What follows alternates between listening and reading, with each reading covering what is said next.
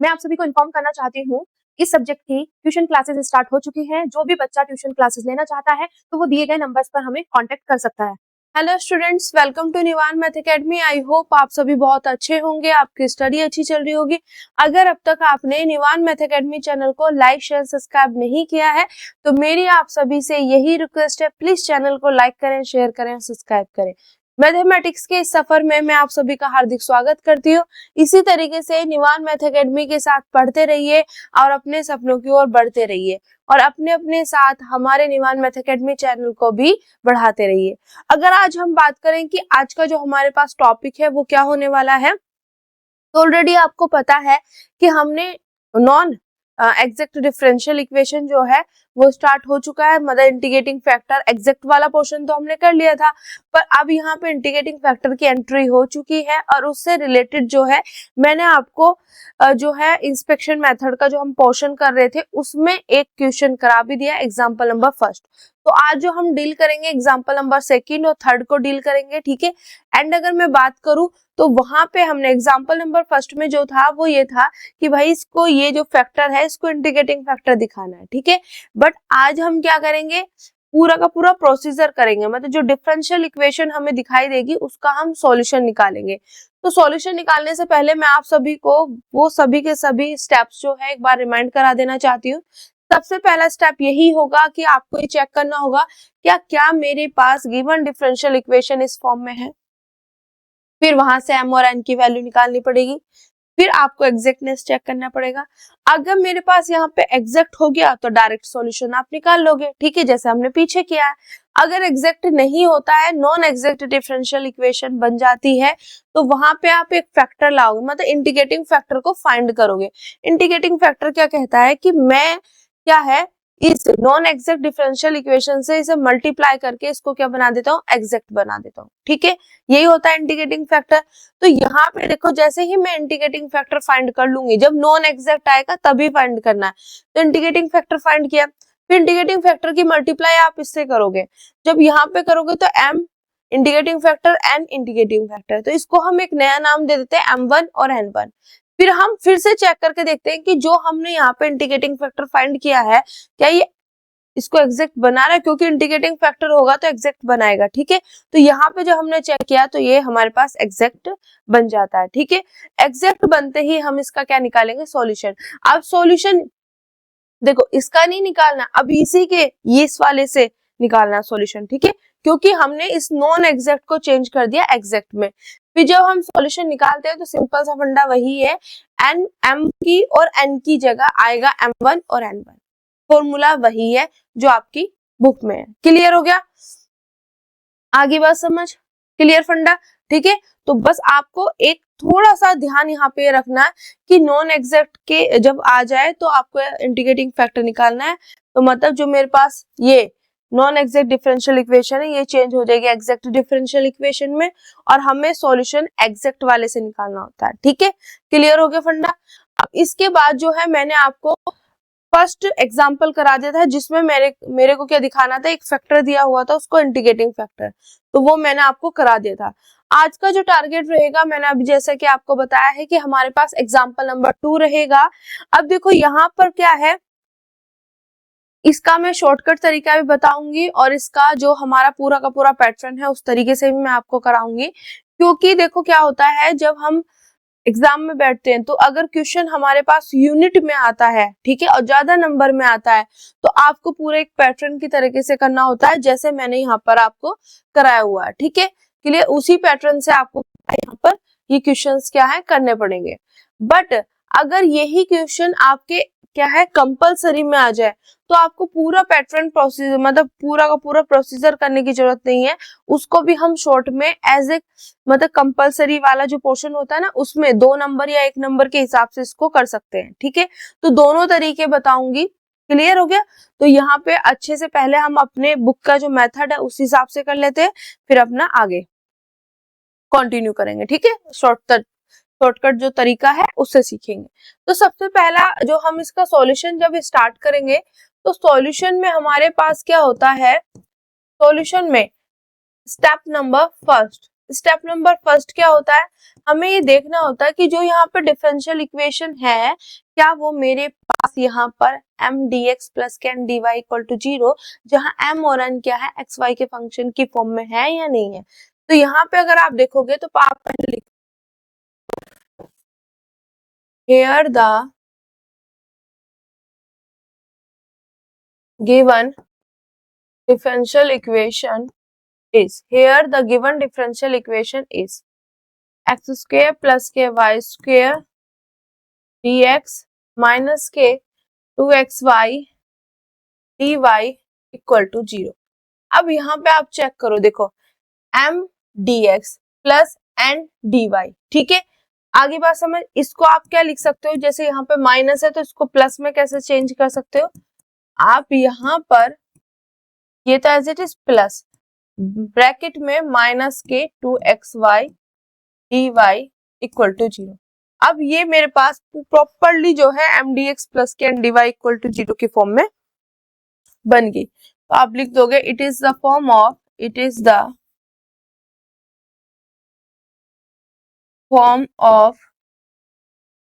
m dx plus k n dy equal to 0। It is the form of m dx plus k n dy equal to 0। ठीक है, clear? This is the step number first. Step number second क्या कहता है कि अगर इस form में है मेरे पास तो m की वैल्यू लिखो। m क्या है मेरे पास, dx के साथ वाला, ये चीज ध्यान रखना। जब भी आप m और n लिखोगे तो ऐसे ही करके लिखना, तो कभी भी गलत नहीं होगा। dx के साथ वाला तो वो हो गया ये, n क्या है मेरे पास, dy के साथ वाला माइनस के 2xy। ठीक है, क्लियर हो गया? Step number 2। अब मेरा काम क्या है, स्टेप नंबर, यहाँ पर हम बात करेंगे स्टेप नंबर थर्ड में। तो अगर स्टेप नंबर थर्ड में मैं इसको इधर कर रही हूँ थोड़ी देर के लिए, ठीक है, अगर हम बात करें तो मेरे पास क्या है स्टेप थर्ड में मुझे क्या चेक करना, to check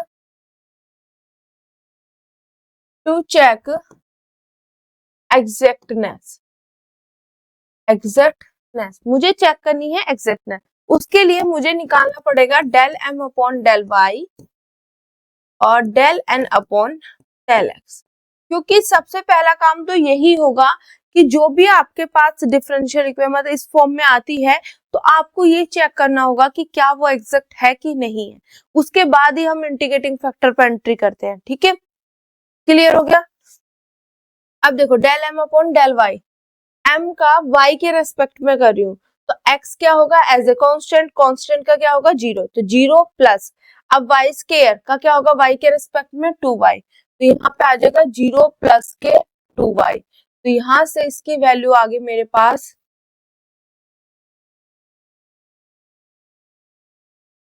del m upon del y equal to 2y, ये आ गई मेरे पास। ठीक है, अब यहाँ पे del n upon del x, अगर आप यहाँ पे देखोगे तो x के रिस्पेक्ट में कर रही हूँ तो y as a constant treat होगा, तो माइनस के 2 और y ये बाहर हो जाएंगे क्योंकि दोनों के दोनों क्या है कांस्टेंट। अब यहाँ पे रिमेनिंग क्या रह गया x, x का x के रिस्पेक्ट में क्या होगा 1, x का x के रिस्पेक्ट में 1, तो मेरे पास यहाँ से आ गया del n upon del x equal to minus k 2y। ठीक है, अब अगर आप यहाँ पे नोटिस कर रहे हो तो ये 2y है, ये माइनस के 2y है, तो दोनों इक्वल नहीं है। अब जैसे ही दोनों इक्वल नहीं आए तो आप यहाँ से बोल सकते हो del m upon del y not equal to del n upon del x, दोनों के दोनों इक्वल नहीं है, जिसकी वजह से हम बोल सकते हैं डिफरेंशियल इक्वेशन क्या है मेरे पास, इज नॉन एग्जैक्ट। अब एग्जैक्ट होता तो हम सीधा सॉल्यूशन निकालते, अब नॉन एग्जैक्ट आ गया तो जो हमारे पास स्टेप नंबर 4 होगा वो हमारा टारगेट होगा अब क्या, कि हमें यहां से फाइंड करना पड़ेगा इंटीग्रेटिंग फैक्टर। ठीक है, आगे बात समझ, हमें यहाँ पे फाइंड करना पड़ेगा इंटीग्रेटिंग फैक्टर। तो देखो हमने एग्जैक्टनेस चेक की, उसके बाद हमारे पास आ गया नॉन एग्जैक्ट। अब हमें फाइंड करना पड़ेगा इंटीग्रेटिंग फैक्टर। ठीक है, इंटीग्रेटिंग फैक्टर निकालने की अब यहाँ पे तैयारी करते हैं। अब देखो इंटीग्रेटिंग फैक्टर हम यहाँ पे जो निकालेंगे, अब ध्यान से सुनना, ये हो गया स्टेप नंबर 3। तो यहाँ पे 1 मिनट,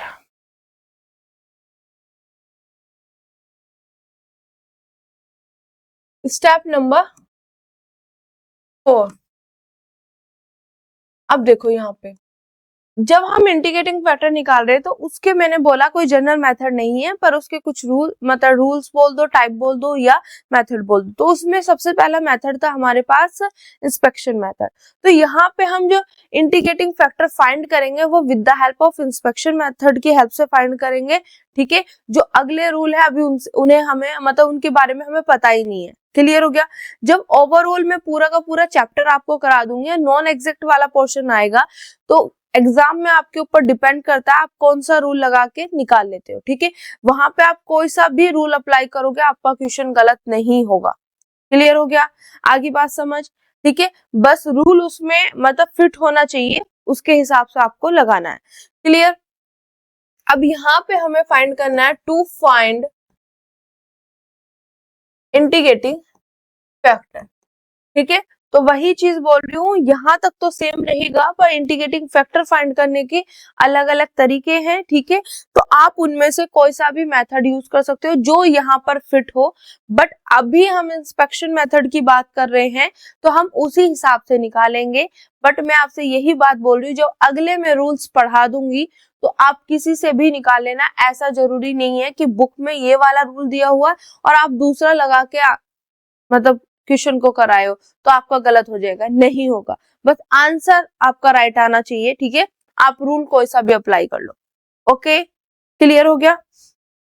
अब देखो यहाँ पे टू फाइंड इंटीग्रेटिंग फैक्टर, अब यहाँ पे मुझे इंटीग्रेटिंग फैक्टर फाइंड करना, तो हम यहाँ पे फाइंड किसकी हेल्प से करें, इंस्पेक्शन मेथड की।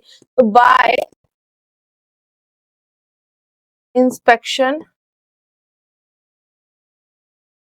मेथड। ठीक है, मैंने यहाँ पे लिख दिया, मेंशन कर दिया कि हम क्या है यहाँ पर इंस्पेक्शन मेथड की हेल्प से फाइंड कर रहे हैं।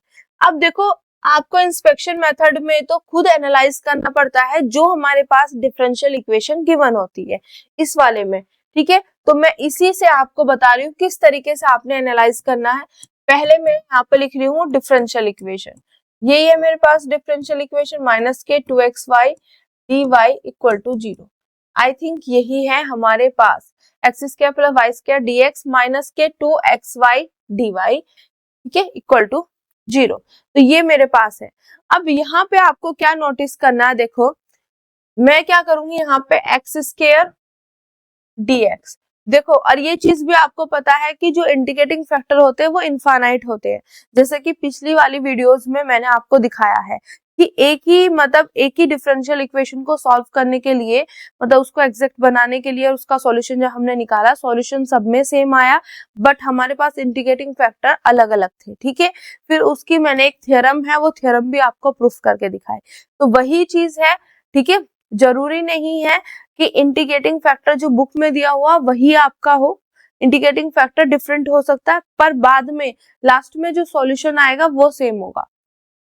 अब देखो यहाँ पे ये मेरे पास मैंने इसको अंदर मल्टीप्लाई कर दिया, plus Y square dx minus के 2xy dy इक्वल टू 0। अब यहाँ पे मैंने इसको तो अलग रखा बट इस वाले पोर्शन को एक साथ ले लिया, y square dx minus 2xy dy equal to 0। अब यहां से आपको इंटीग्रेटिंग फैक्टर का पता चल जाएगा। किस तरीके से आपने देखो ध्यान देना है, जो इंस्पेक्शन वाले मैंने आपको रूल बताए थे उसी से ध्यान देना है। अब देखो यहाँ तक ही पूरा का पूरा पोर्शन अच्छे से समझ आया। अब यहाँ पे जैसे हम इंस्पेक्शन मेथड की हेल्प से किस तरीके से इंडिकेटिंग फैक्टर यहाँ पे फाइंड करेंगे, तो ध्यान से समझना किस तरीके से यहाँ पे आएगा। अब देखो जो इंस्पेक्शन वाला मेथड होता है ना, उससे हम डायरेक्ट भी निकाल सकते हैं, ठीक है, क्लियर है। बट वो भी मैं पहले पूरा प्रोसीजर करा दूं जैसे आपको करना है, पर वो मैंने चीज आपको बता दी है।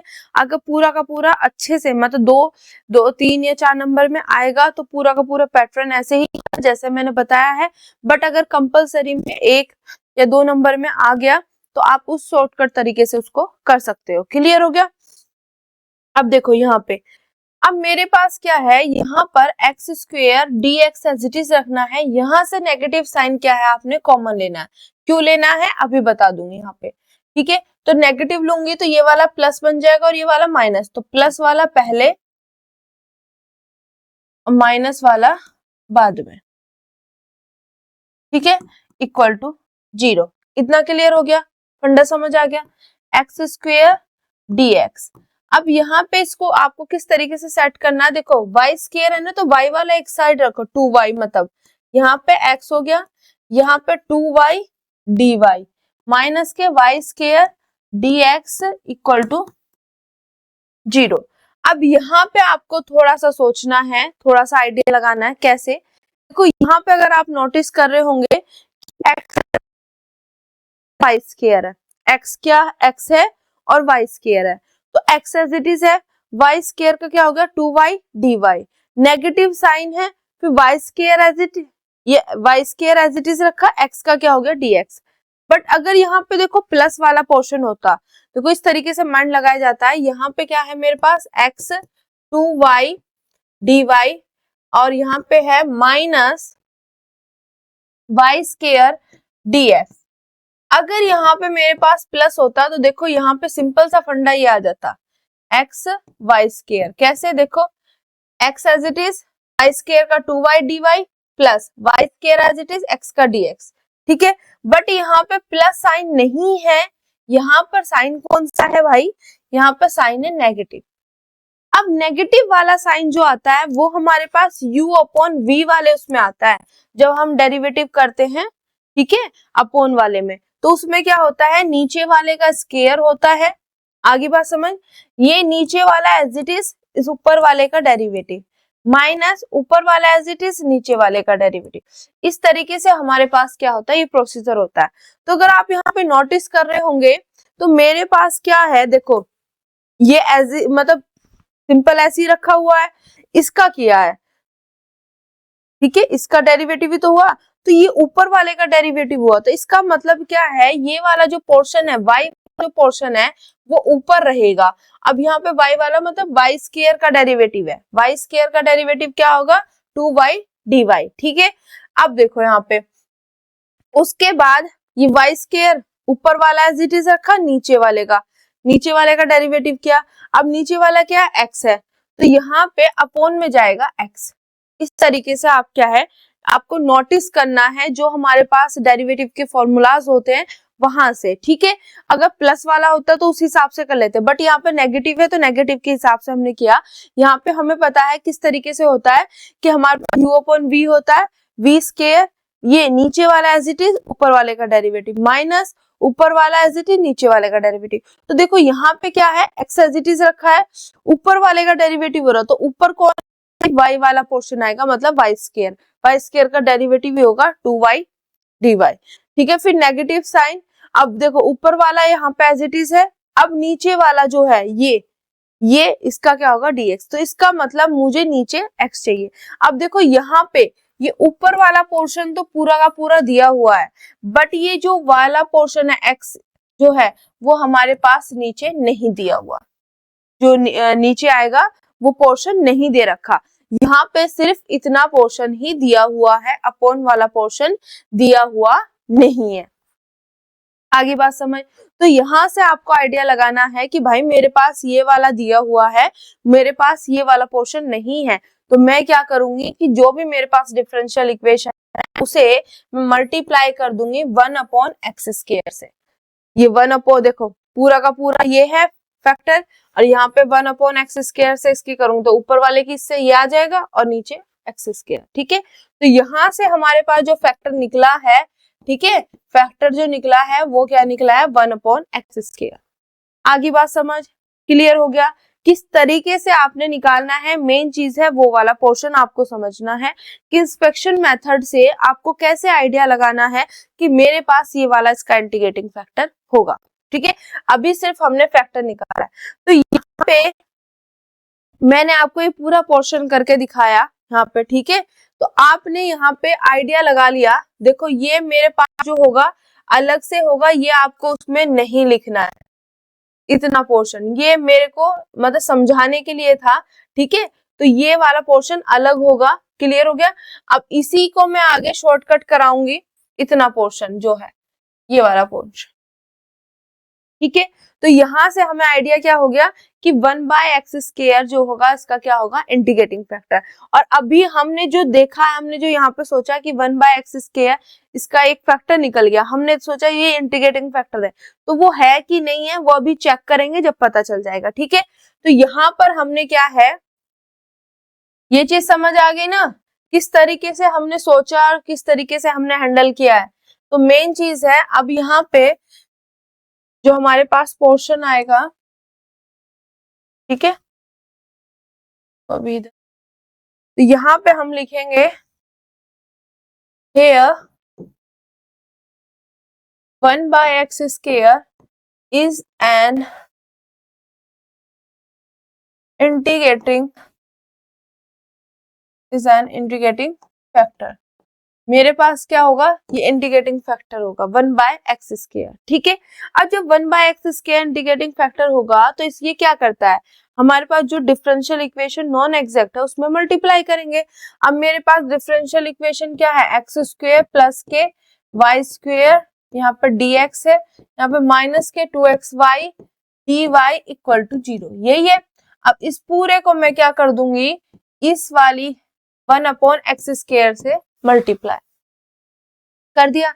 अब यहाँ पे जब मैं मल्टीप्लाई करूंगी तो मेरे पास क्या बनेगा, x² प्लस के y² upon x² dx। Clear हो गया, फंडा समझ आ गया। And minus 2xy upon x², और यहाँ पे dy इक्वल टू 0। क्लियर। अब यहाँ से देखो मेरे पास यहाँ पे क्या आएगा, ऑलरेडी m और n कर चुके हैं तो यहाँ पे आएगा m1। तो m1 क्या होगा मेरे पास, ये वाला पोर्शन, x² प्लस के y² अपॉन x²। n1 मेरे पास क्या होगा, माइनस के 2xy अपॉन x²। इतना क्लियर हो गया। अब देखो सिंपल सा फंडा, यहाँ पे हमने क्या है, इंस्पेक्शन मेथड की हेल्प से हमने यहाँ पे ये चीज मैंने आपको एनालाइज करना सिखा दिया कि किस तरीके से। अब इसी से ना मैं अभी डायरेक्ट सॉल्यूशन भी करवाऊंगी। ठीक है, अब मेन चीज है यहाँ से हमें पता चल गया कि 1/x², जैसे कि आपने सोचना है वो मेरे पास क्या आ गया कि ये मैंने मान लिया कि इंटीग्रेटिंग फैक्टर है। अब देखो ये इंटीग्रेटिंग फैक्टर है तो जो नॉन एक्जेक्ट डिफरेंशियल इक्वेशन थी उसको क्या बना देगा, ये एक्जेक्ट बनाएगा।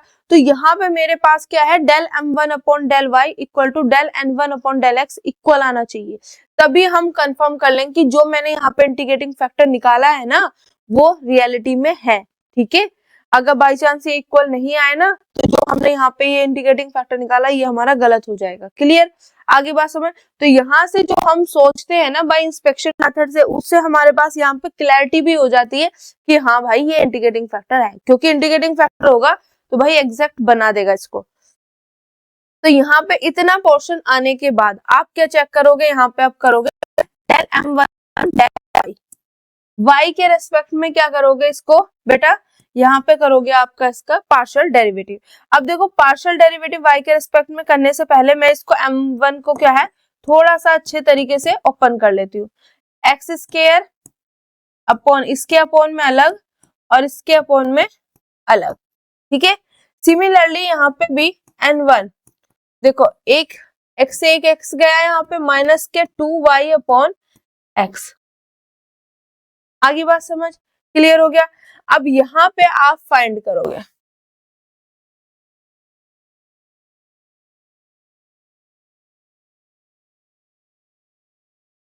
यहाँ पे आपने फाइंड करना है del m1 upon del y, ठीक है।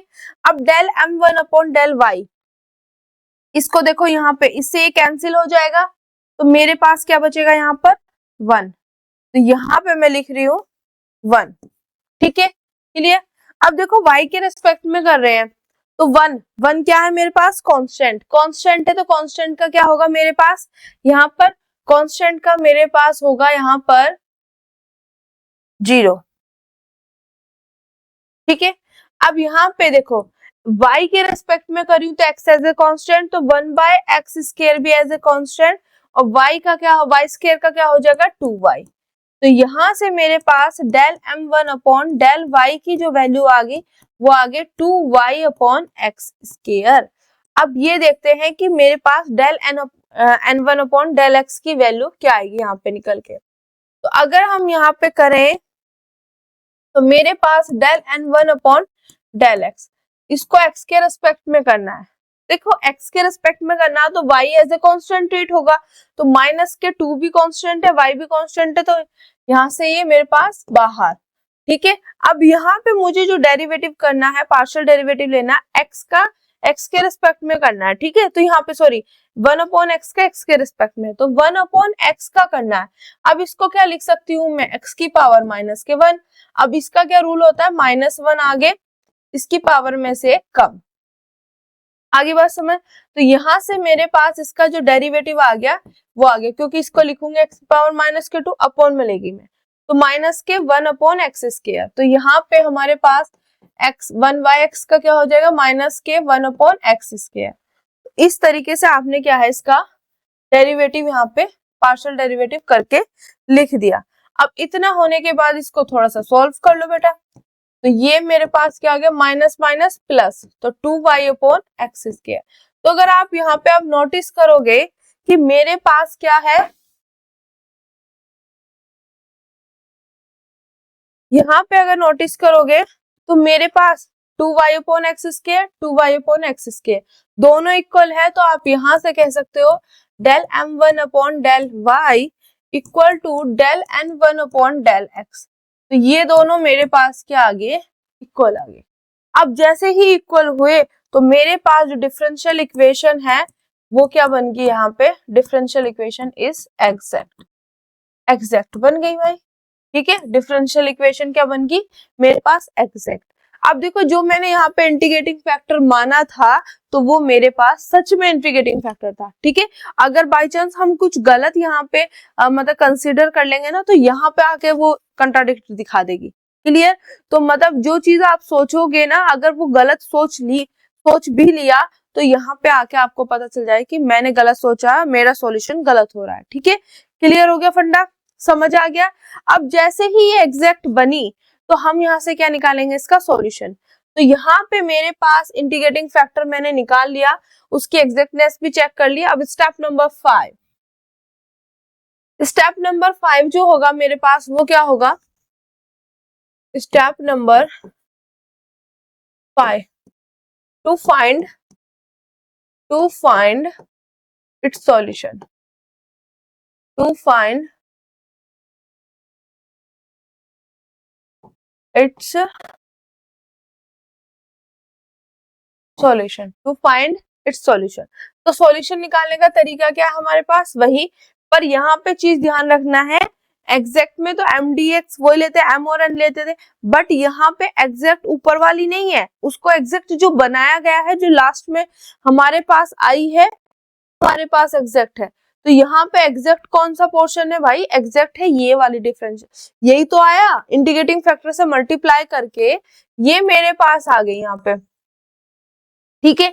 अब इसको हमने जब चेक किया तो ये मेरे पास एग्जैक्ट बन गया। अब इसका सॉल्यूशन हम निकालेंगे, ठीक है, क्लियर हो गया। तो इसका जब सॉल्यूशन निकालेंगे तो हमारे पास सॉल्यूशन आ जाएगा डिफरेंशियल, क्योंकि मेन चीज वो थी नॉन एग्जैक्ट, तो उसको हमने इंटीग्रेटिंग फैक्टर की हेल्प से एग्जैक्ट बनाया, क्लियर हो गया फंडा। तो यहाँ पे मेरे पास आएगा m1, इस केस में m1, यहाँ पे देखो dx प्लस के इंटीग्रेटिंग फैक्टर यहाँ पे n1 आता है, पर यहाँ पे आता है terms in n1 not containing not containing x, not containing x, term in n, not है ना, term in n, वो सॉरी n1, ठीक है, m1 और n1 हमने यहाँ पे माना हुआ, n1 में वो टर्म्स है ना not containing x, x को कंटेन नहीं कर रही है, ठीक है। यहाँ पे आगे बात समझ एंड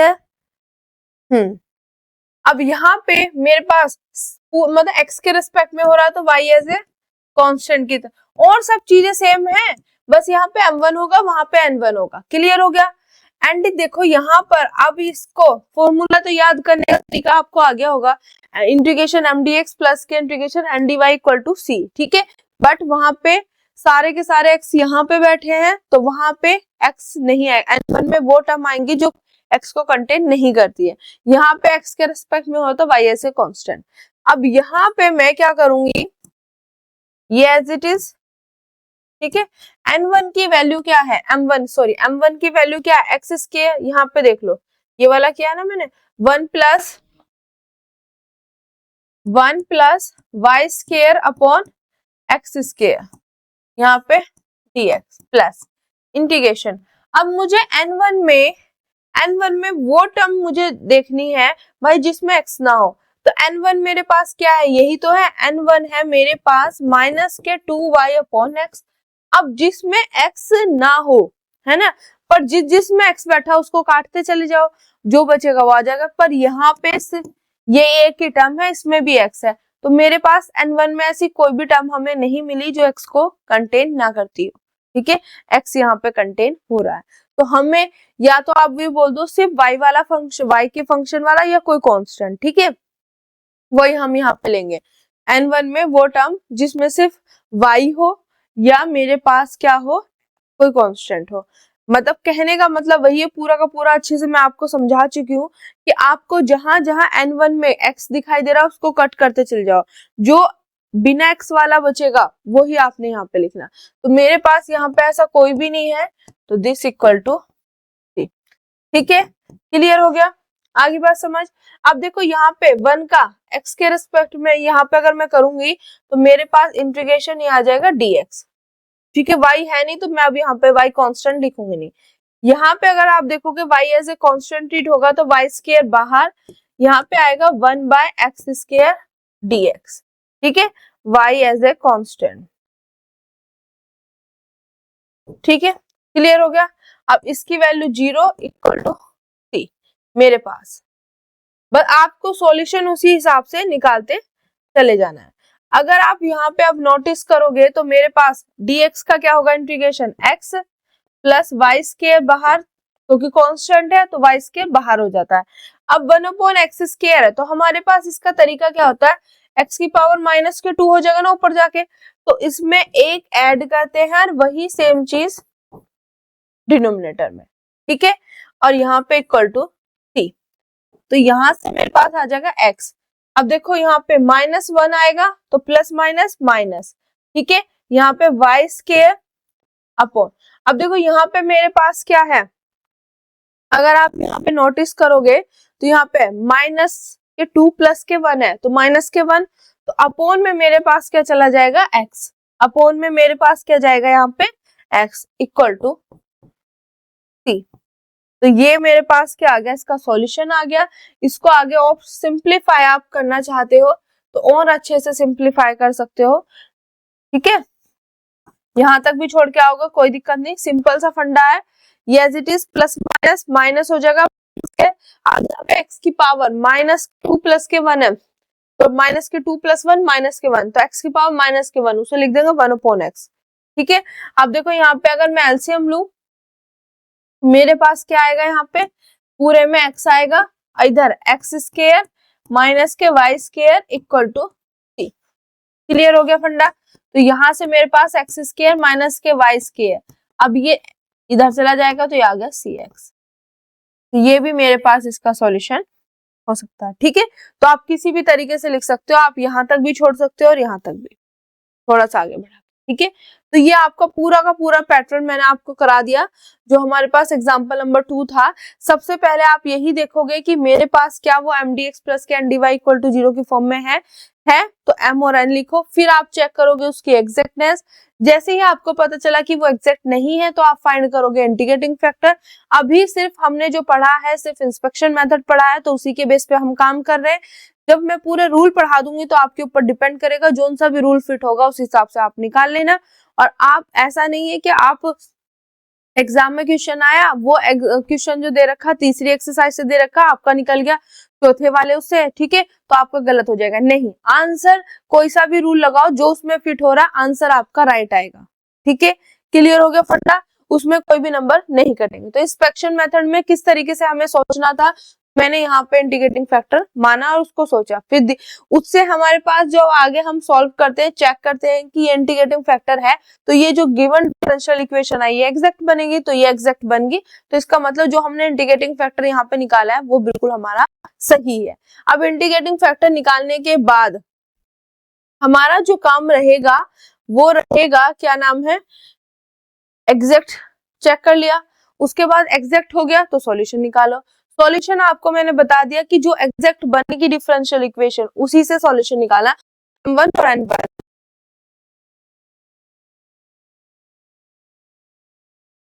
कि मैंने जो यहाँ पे आपको ये वाला पोर्शन कराया है दिखाया है, यहीं पर आपको शॉर्टकट तरीके से आपका सॉल्यूशन भी आ जाएगा। पूरा का पूरा लॉन्ग प्रोसीजर करने की जरूरत नहीं है, पर ये केस तब होगा जब आप कंपलसरी वाला क्वेश्चन करोगे, ये वाला पोर्शन तब करना है। ठीक है, अगर आपका यूनिट में ये आता है ज्यादा नंबर में आता है तो पूरा का पूरा प्रोसीजर करके आना भाई, शॉर्ट में मत करके आना। ठीक है, क्लियर हो गया। अब देखो मैं यहाँ पे आपको दिखा रही हूँ इसको सॉल्व करके, तो यहाँ पे मेरे पास देखो लास्ट में मैं लास्ट वाली लाइन लिखूंगी सबसे लास्ट में जाके, तो यहाँ पर मेरे पास जो होता है एक्स स्क्वायर dx था ना, ठीक है, यहाँ पे है और यहाँ पे मैं ले रही हूँ, तो यहाँ पे मैं लिख रही हूँ शॉर्टकट